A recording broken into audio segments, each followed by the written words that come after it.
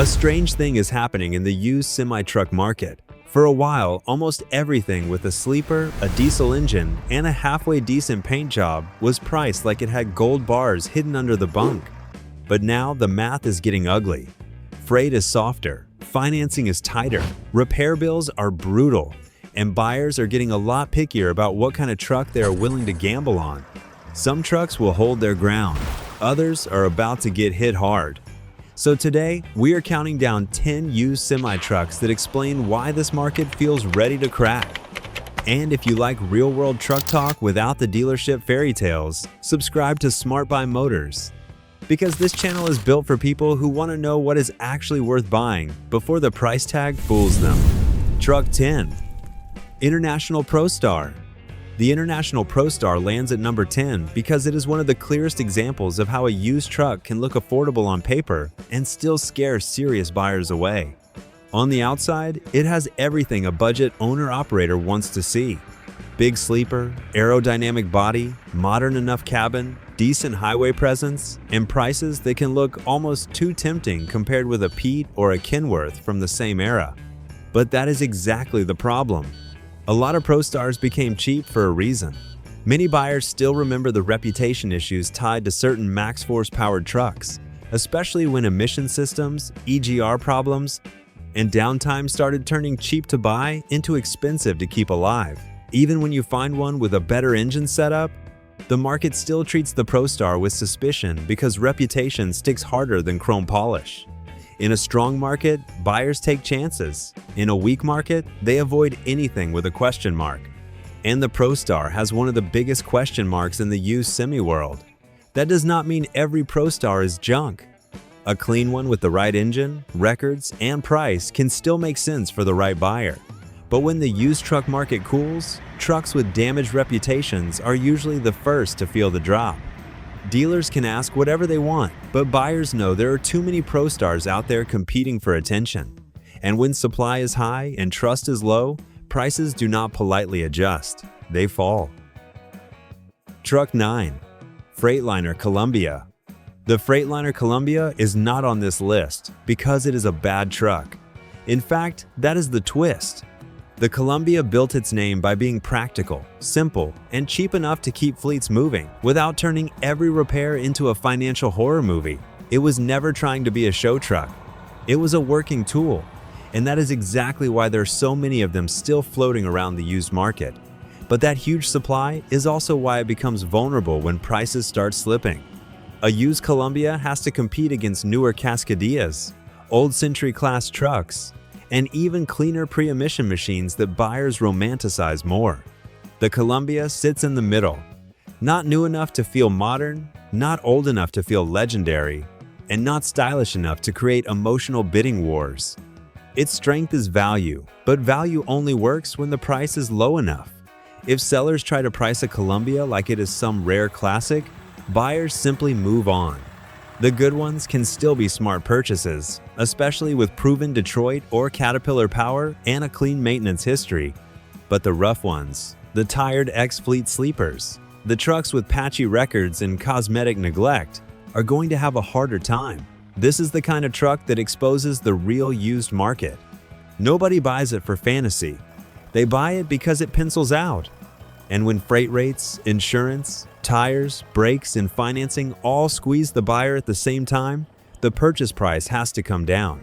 The Columbia is not collapsing because it failed. It is dropping because practical buyers know exactly what it is worth. Truck 8. Volvo VNL. The Volvo VNL is one of the most comfortable used highway trucks you can buy, and that is why it is not higher on the list for the wrong reasons. Drivers like the ride. The cab is quiet. The sleeper space can be excellent. The steering feels more refined than a lot of traditional long hood iron. And for long-haul work, a VNL can make brutal days feel less brutal. But comfort does not protect a truck from market pressure. Used VNLs are everywhere, especially former fleet units. And when the market gets crowded, even good trucks start losing pricing power. The other issue is perception. Some buyers love Volvo trucks for their safety, ride quality, and highway manners. Others hesitate because they worry about parts cost, electronics, emission systems, or the difficulty of finding the right shop in the wrong town. That split matters. A Peterbilt might get emotional buyers. A classic Kenworth might get collectors. A Volvo usually has to win with numbers, comfort, and condition. If those numbers stop working, the price has to bend. The VNL also highlights a bigger used market problem. Newer does not automatically mean safer financially. A modern used truck can still carry expensive emissions repairs, sensor issues, after-treatment headaches, and complicated diagnostics. Buyers are becoming more careful, not less. A clean VNL with records can still be a great road truck, especially for someone who values comfort over cowboy image. But the overworked, high-mileage, fleet-spec VNLs sitting on lots with optimistic price tags are not in a strong position. The market is getting less impressed by shiny plastic and more interested in what happens after the check engine light comes on. Truck 7. International 9400i. The International 9400i is where the mood changes a little because this truck represents the old-school side of the used market. It is not as sleek as a Cascadia, not as glamorous as a Peterbilt 379, and not as polished as a late-model Volvo. But the 9400i has the kind of honest, heavy-duty personality that a lot of drivers still respect. Long hood, straightforward work truck feel, and in the right spec. The kind of powertrain that mechanics understand without needing a laptop ritual every 15 minutes. That should make it immune to a used market collapse, right? Not exactly. The 9400i has demand, but it is also old enough that condition matters more than reputation. A clean one with a strong engine, solid frame, good interior, and proper maintenance can still attract buyers fast. But a rough one is a different story. Age does not magically create value. If the wiring is tired, the suspension is worn, the cab is rattling, and the previous owner treated maintenance like an optional hobby, the old-school charm disappears quickly. This truck shows the split happening in the market. Buyers still want older, simpler trucks, but they do not want abused projects at dream prices. Sellers sometimes think anything pre-emission should command a premium, but buyers are starting to separate classic workhorse from expensive problem wearing old paint. The 9400i will not collapse the same way undesirable emissions era trucks might. The good examples should stay respected, but the average ones, the tired ones, the ones priced like they are collector pieces, are about to face a much colder reality. Truck 6. Kenworth T800. The Kenworth T800 is a serious truck, and that is exactly why it belongs in the middle of this countdown instead of near the bottom. This is not some fragile, highway-only machine that panics when the pavement ends. The T800 built its reputation in heavy work, dump, vocational, logging, lowboy, tanker, oil field, construction, and all the dirty jobs that make pretty fleet tractors look delicate. A properly spec'd T800 can be one of the most useful used trucks on the market. But usefulness creates another problem. These trucks are often worked hard, very hard. And when the used truck market gets shaky, buyers start inspecting vocational trucks with a different level of suspicion. They know a T800 may have spent its life pulling heavy, idling long hours, crawling through job sites, bouncing over rough ground, and carrying stress that does not always show in a quick walk around. That does not make it a bad buy. It just means the price has to respect the life it has lived. The T800 also sits in a market where good examples can still bring strong money, while tired examples can become extremely expensive very quickly. Frames, suspensions, axles, wet kits, driveline wear, cab mounts, emission systems on newer models, none of that is cheap. The T800 proves that the collapse will not hit every truck equally.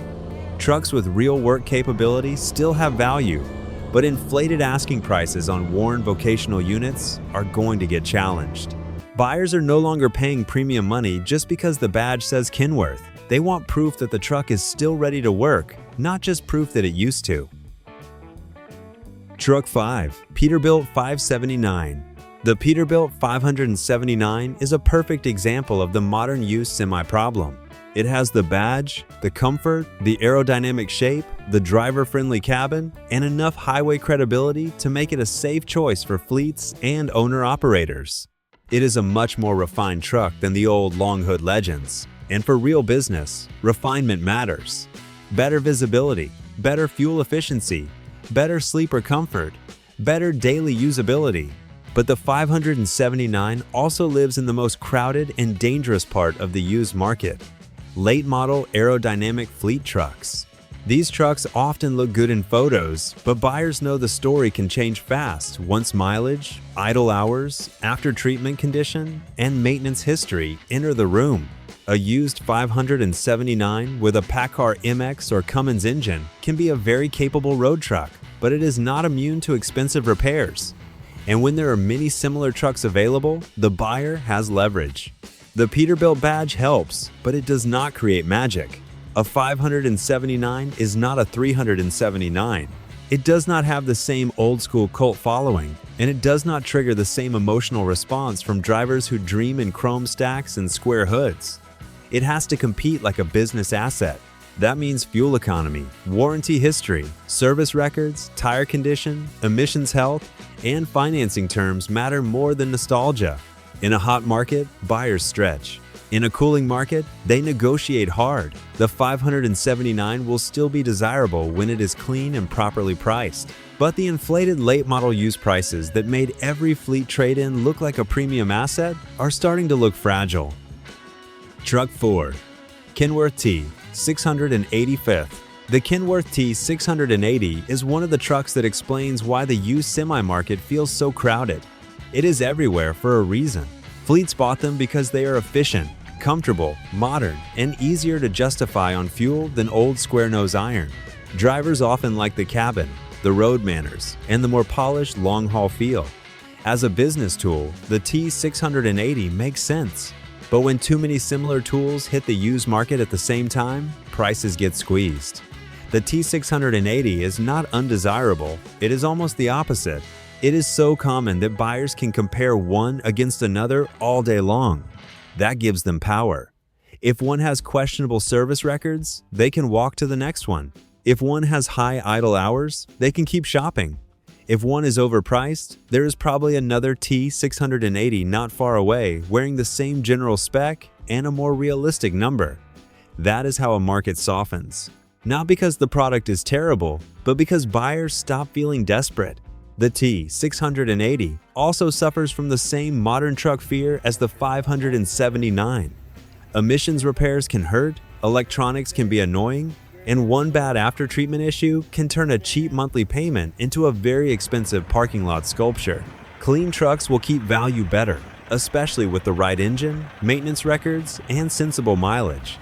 But average ex-fleet units are going to have to fight for attention. The T680 is a good truck, but good is not enough when the market is flooded. The price has to be good too. Truck 3. Freightliner Cascadia. The Freightliner Cascadia might be the most important truck in the used semi-market because it is practically the default answer for modern fleet trucking. If America had an official highway tractor, the Cascadia would be dangerously close to winning the vote. It is efficient, common, practical, easy to find, and supported by a massive service network. For a working buyer, that matters. Parts availability matters. Familiar mechanics matter. Fuel economy matters. But the same popularity that made the Cascadia dominant also makes it one of the biggest pressure points in a falling market. There are a lot of used Cascadias out there. A lot. And when freight slows, fleets rotate equipment, repos increase, or owner-operators step back from buying. The trucks with the highest supply feel the pressure quickly. The Cascadia is not rare, and buyers know it. They can compare year, mileage, engine, transmission, sleeper size, maintenance records, tires, and emissions condition across dozens of listings. That makes overpricing harder to hide. The Cascadia also has a split personality in the used world. A clean, well-maintained unit can be one of the smartest buys around. A neglected one can become a financial trap with a nice dashboard. And because there are so many, the market starts sorting them brutally. The best trucks sell, the rough ones sit, the overpriced ones get ignored. This is where the collapse becomes visible. Not in exotic trucks, not in rare classics, but in the ordinary fleet tractors that used to sell simply because everybody needed equipment. When buyers stop chasing inventory, the Cascadia becomes the pricing battlefield.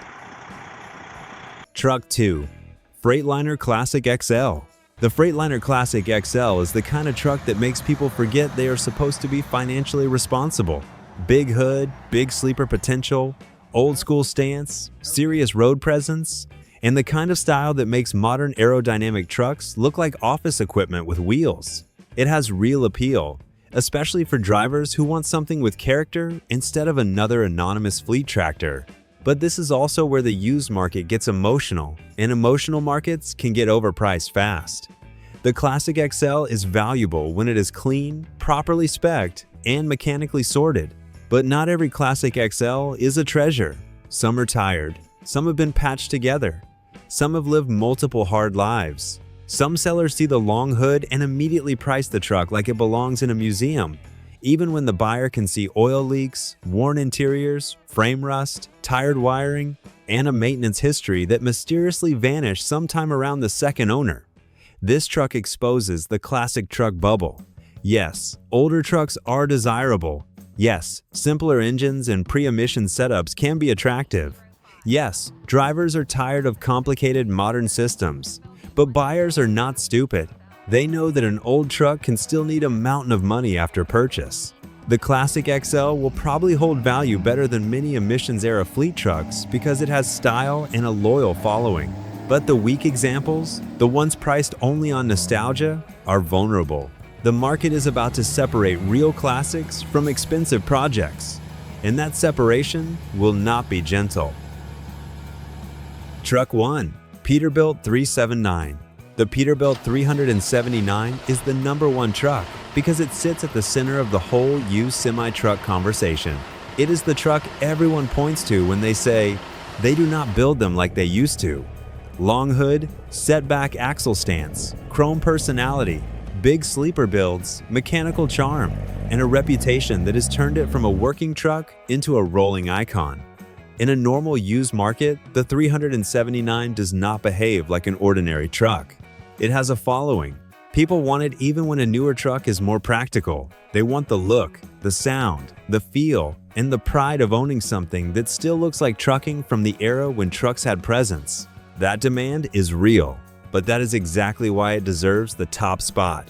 The 379 shows the final stage of an overheated market, when nostalgia starts lifting prices beyond reality. A clean, well-maintained 379 with the right engine and records can absolutely justify strong money. Nobody serious denies that. But the market has also seen rough 379s priced like collector-grade machines simply because the badge and hood are right. That is where buyers are starting to push back. Because even a legendary Peterbilt can need an engine, transmission work, wiring repairs, suspension parts, tires, brakes, interior work, paint, and a stack of small fixes that add up fast. The 379 will not collapse the way unwanted trucks collapse. The best examples will remain desirable. But the inflated middle of the market, the average trucks priced like unicorns, is where the correction could be painful.